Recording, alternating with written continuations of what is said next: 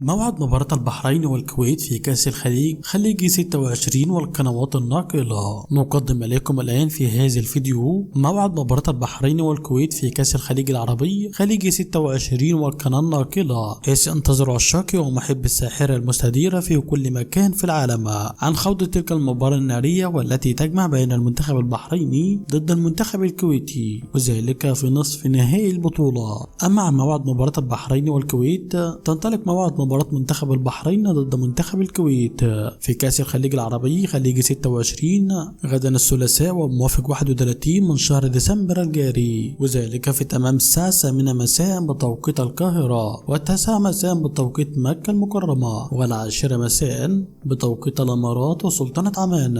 أما على القنوات الناقلة يمكنكم مشاهدة مباراة البحرين والكويت عبر العديد من القنوات، وهي كالتالي: قناة البحرين الرياضية، وقناة الكأس 1، وقناة الكأس 2، وقنوات سي سي سبورت السعودية، وقنوات دبي الرياضية، وقنوات الشرق الرياضية، وقناة عمان الرياضية. وسيكون أبرز المعلقين على تلك المباراة النارية المعلق الرياضي الشهير خليل البلوشي وفارس عوض ورؤوف خليف.